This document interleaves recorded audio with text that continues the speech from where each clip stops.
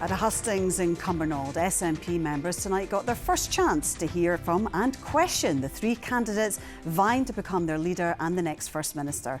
In total, Kate Forbes, Ash Regan and Humza Yousaf will take part in 9 party hustings over the next fortnight. The media was originally to be banned from the events, but the party did a partial U-turn and allowed limited media access this evening. And one of only 2 journalists present was STV's political editor Colin Mackay, one of the chosen few. So why did this? I'm not sure they chose it, but I was the one who turned up. So why did the SNP not want press in the hustings, and why did they kind of partially relent? I think probably one of the reasons they didn't want the media there was because of the kind of bloodbath that they'd had in the first week of the leadership campaign. Last week was probably the worst week I've seen for the SNP since the whole big Alex Salmond row blew up in their face. So I think that probably put them off a fair bit. They didn't like that scrutiny. In fact, you know, the first question at the hustings tonight was having a go at the media. So that made us all feel incredibly welcome. But I think they were concerned that perhaps some of the members might not want to ask questions and be seen in the media. There was one person who didn't want to ask their question. Mike Russell, who was chairing it, ended up asking their question. And it was the most anodyne question you can imagine about who's your best friend in politics. Yeah. And none of them said it was me, I can tell you that. So why did they relent? I think they relented because of the media pressure. The media united and put pressure on them. The opposition put a lot of pressure on them. People pointed out that during the Tory leadership hustings last year, they were pretty much all broadcast online at the very least. I chaired one of the events, the event in Perth, and we broadcast that online. So tonight we broadcast the SNP hustings online too. So what was your perception of today's hustings? Do you know, there was no one dropped any clangers. Actually, I think probably some of the candidates probably performed a bit better tonight than they had done over the course of the last week in individual media interviews. I think Humza Yousaf said something tonight that I hadn't heard him say before, that he wants to be First Minister, but in terms of the SNP, he wants to be first activist, out on the doors, leading the campaign for independence. Kate Forbes was talking about how the SNP had become a referendum party rather than an independence party. And Ash Regan was talking more, I felt, to the Yes campaign rather than to the SNP on this. And you know, the Yes campaigners don't have a vote in this. It's only SNP members who have a vote. So what, any particular area that stood out for you? I mean, the obvious one, I think, probably the one where the debate between the candidates was most interesting was on gender recognition reform and the use of the UK government's Section 35 order to block it. Now, Humza Yousaf was absolutely resolute in opposing the UK government's position. He said he would categorically challenge it in court. A bit of movement, I think, from Kate Forbes on that, who'd previously said she wouldn't challenge it in court. She's now leaving herself a bit more open for that. And Ash Regan has been the strongest opponent of GRR in the Scottish Parliament. Okay. The starting principle must be to defend Scotland's Parliament and defend Scotland's democracy. From me, I'm unapologetic, unequivocal. We must stand up to Westminster's power grab. Yes, I would seek legal advice, but I'd far rather sort out the legislation ourselves without having to go to court or without having to seek Westminster's permission around what we do next. I wouldn't challenge the Section 35, not because I think that it's okay for the UK to challenge our legislation, but for the simple reason that we're going to lose that court case. It was an SNP hustings, so of course they talked about the route to independence. Absolutely, for them it's the be-all and end-all. But you know, there was no big new ideas. Nobody's been holding anything back in the government about how Nicola Sturgeon could have gone a bit further, which is one of the reasons I think why she's gone. So there was a little twist in Kate Forbes' position tonight. I don't think that we should take any option off the table that is within a legal framework. I want to empower our membership. You are the custodians of our party. The leadership has to act on your collective mandate. What I've set out is the voter empowerment mechanism, which is basically using each and every election for the next wee while until we reach that trigger for independence, and we use that as the moral imperative for the UK government and to open negotiations and talk to them about that. We set out an independence delivery plan.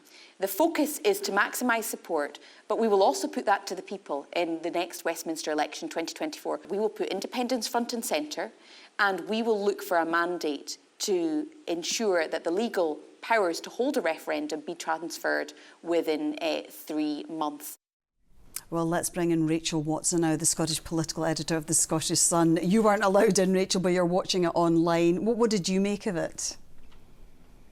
I think, as Colin said, that there was kind of main threads that came through from it. So as we've seen over the past week, there's been a huge kind of cracks that have started to emerge within the SNP. It's maybe not been the party that we're used to seeing at Holyrood, where they're very kind of collegiate. They don't seem to break away and brief against each other. There's been a lot of briefing.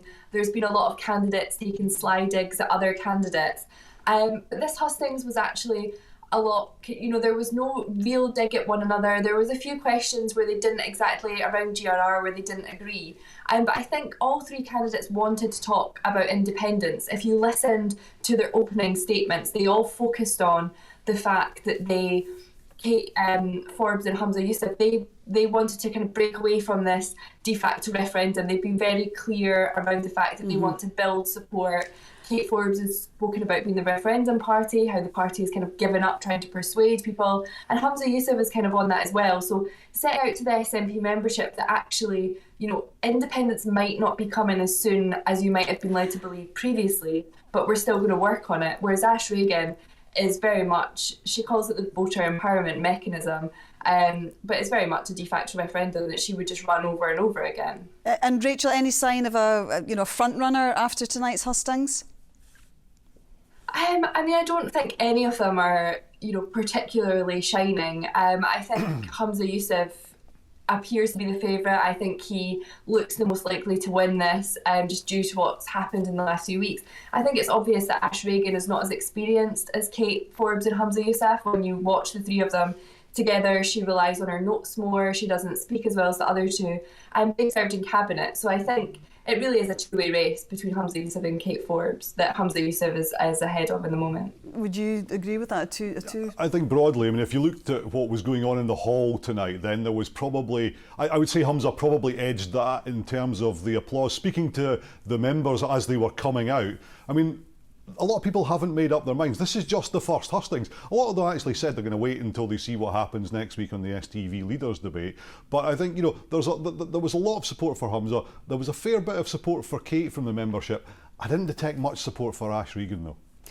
Rachel, what do you think the SNP members want to hear? What do they want to hear from the leadership hopefuls?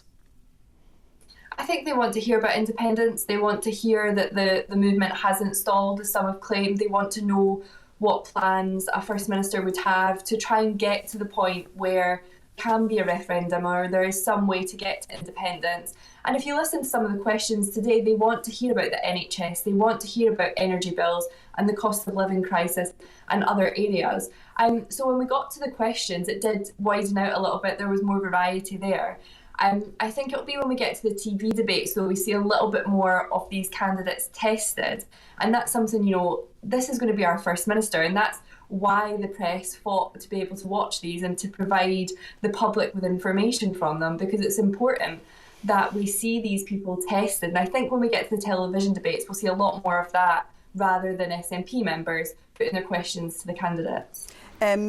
Next Tuesday, it's our debate. Tell us a bit about it, and what do you think are going to be the topics that come up, Colin? I think our debate is going to look very, very different from tonight. That was a 2-hour-long question and answer session with party members, and sometimes 2 hours can feel like a long time in politics, and it certainly felt like that at times tonight. I think Tuesday is going to be much more free-flowing. I think you'll see much more interaction, much more discussion and debate between the candidates. Also, the key thing about all of STV's leaders debates and election debates is that the candidates will get to cross-examine each other. We'll see how that goes, because that's always one of the most telling episodes in any election campaign, any leadership campaign, and I think that will be very interesting to see how they interact. They were on their best behaviour tonight. That was the first of the hustings. I think on Tuesday there is a chance that we could see the gloves coming off a bit, and I think it could be much tougher. OK, well, as long as you keep your gloves on off, or whatever the expression is. Rachel and Colin, we'll have to leave it there, but thank you both very much indeed for joining us.